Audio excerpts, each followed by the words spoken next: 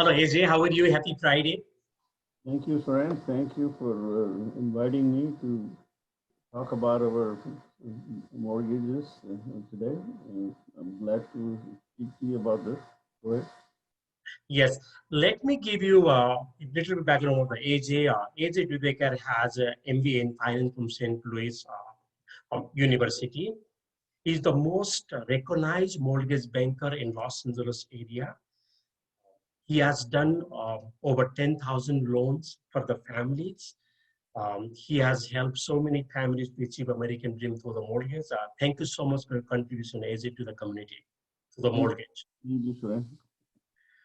Tonight, we're going to talk about uh, right now, currently, we have many questions, many concern about the mortgage. So I'm going to ask you a couple of questions. So please address those, concern. First question I like to ask you, what is the effect of the COVID-19 getting home loan? There is any changes on the guidelines changing? Well, it's yeah, definitely there's some changes in the guidelines. What a COVID-19 has definitely affected a lot of people's employment and everything. Besides that, they've been given option to select the forbearance where they could postpone their payments, and which has sort of kind of worked against a lot of people who want to refinance. So the policy has been there now for a while, and recently Fannie and Freddie Mac decided that starting July 31st, you could really do a forbearance for 12 months. Forbearance basically means you could postpone your payments, and the lenders will not record any or not report any kind of late payments or charge you late payments or penalties, and the reporting would not be done to the credit bureaus. And you could take advantage for almost 12 months. At the end of the 12 months, Fannie Freddie said they will work with you again, and they will you most likely add that amount you owed to the end of the period. So you really don't get away with it, but you basically get the interest free those 12 months, and it will be added to your the loan terms. So suppose if you started last year, and so you've been in the loan for 29 years, and you don't pay for another year, your loan will remain to for 30 years. So that's so the policy is basically is to work with the borrowers, but a lot of lenders are now saying that okay, if you are in forbearance and if you want to refinance, you can't do that. Either you have been making payments for 6 months, or some lenders are very strict about that. They say we're not going to refinance you unless you have ended your forbearance for almost last 6 months. But that's really not the case with most of the people because they just most of them started this forbearance in March, so they're still the 6 months they're still there, you know. So we are finding some difficulty with people who have taken the forbearance. There's some lenders are still okay as long as you make those payments, bring them current, then we can refinance them.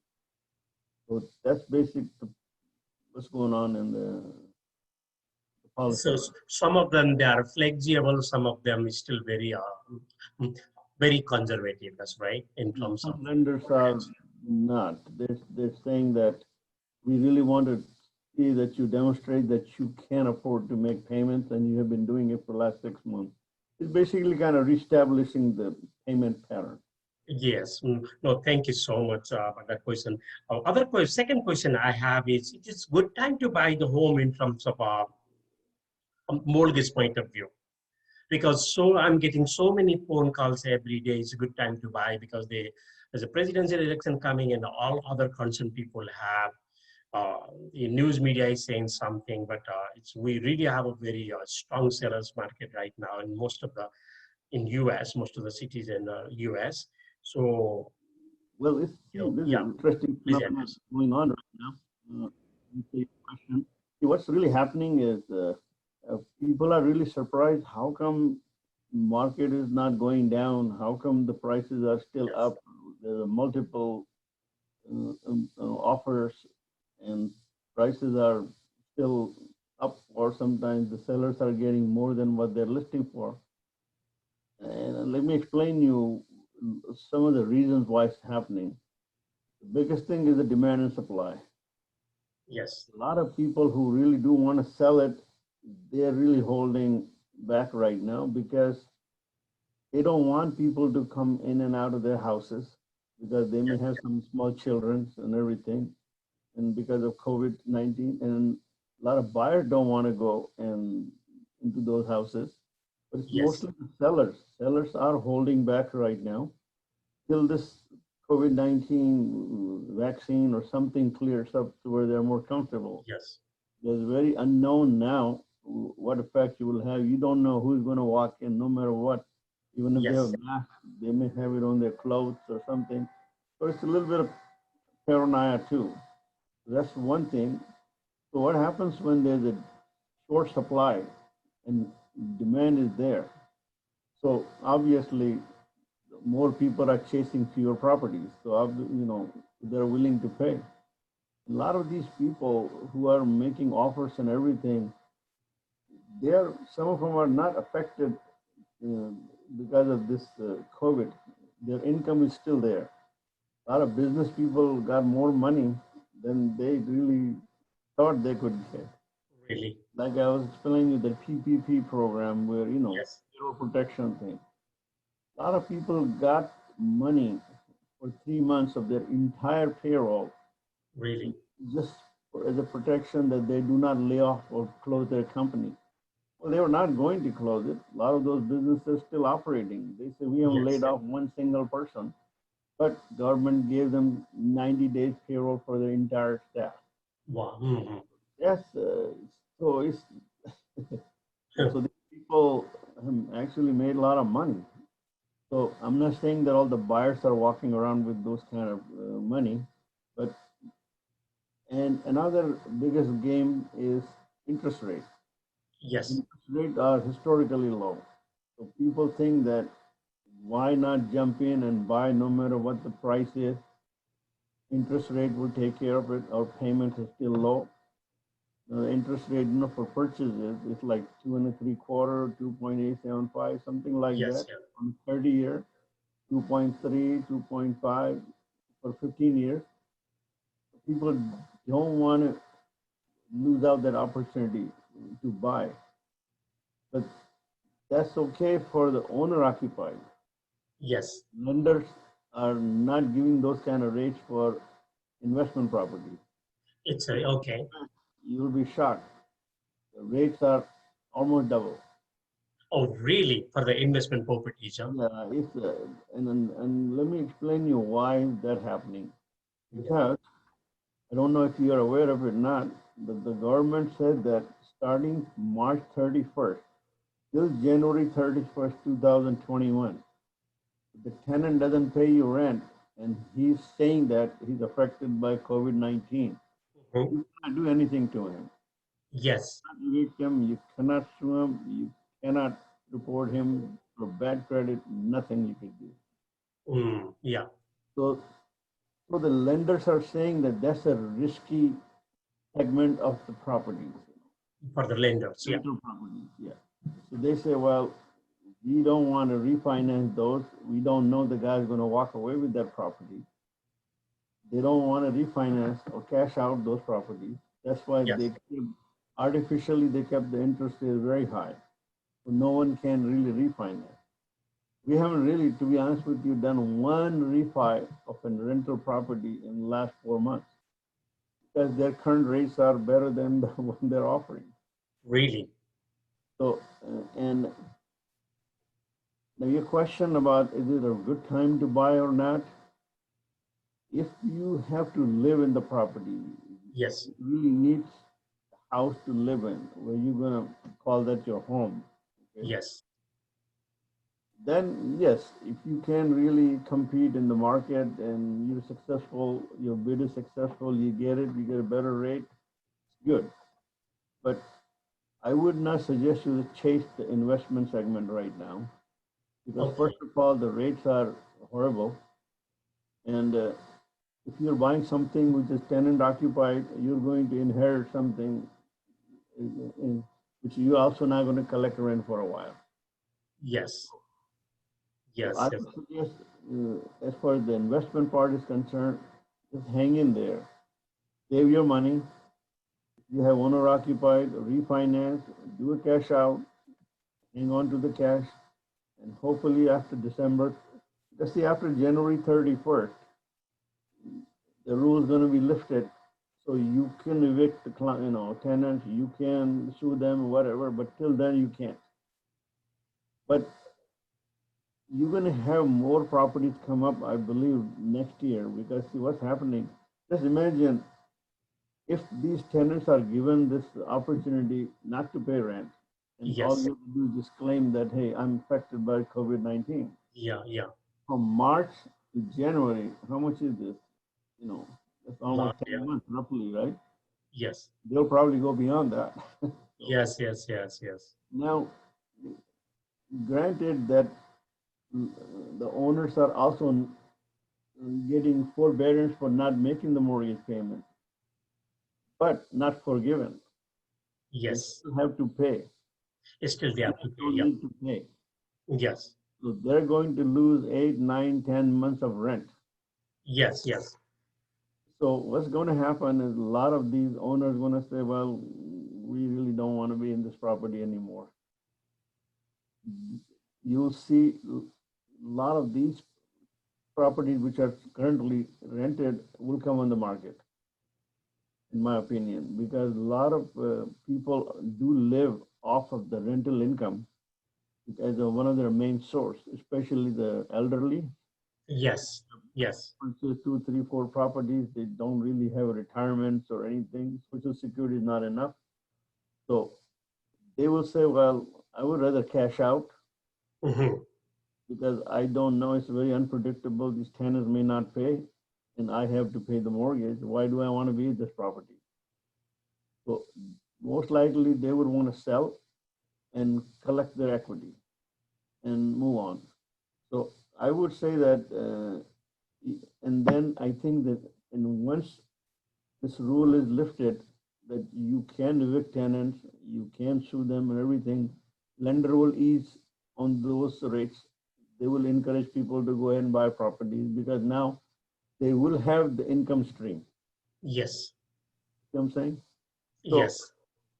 I mean, that is my take on that. And that's what I've been hearing from some experts. So they say to live by far, if you can find it, go for it. No Yes. need to wait. But for investments, first of all, you're not going to find too many right now. Yes. And if you do find it, the interest rate would not be that great.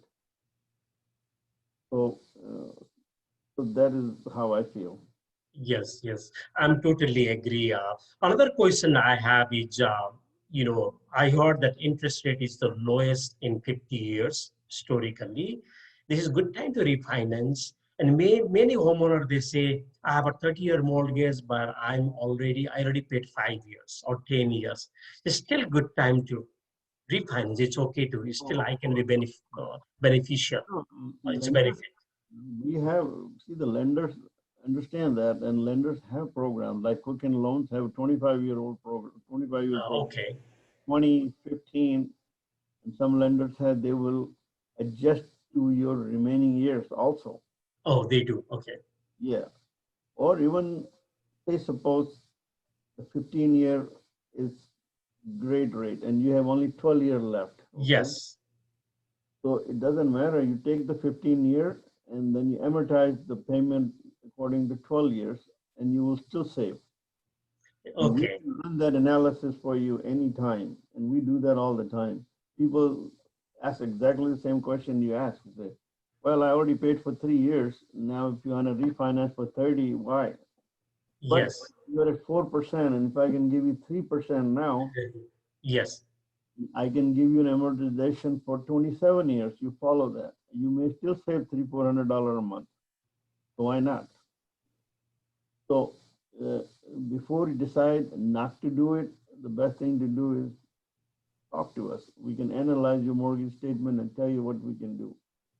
Yes, that is significant saving over like 27, 30 years, Of even course. three, $400 a month, it's a significant saving. Yeah, thank you so much for that answer.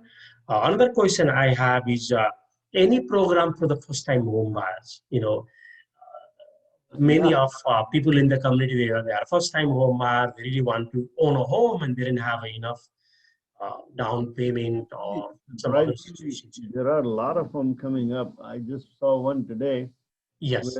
where there's a $10,000 grant Oh, by, really? yeah, Freddie Mac, I believe so, for the first-time buyers. So, and there's a lot of cities do have mortgage assistant. I mean, the down payment assistant program for the first-time. Yes.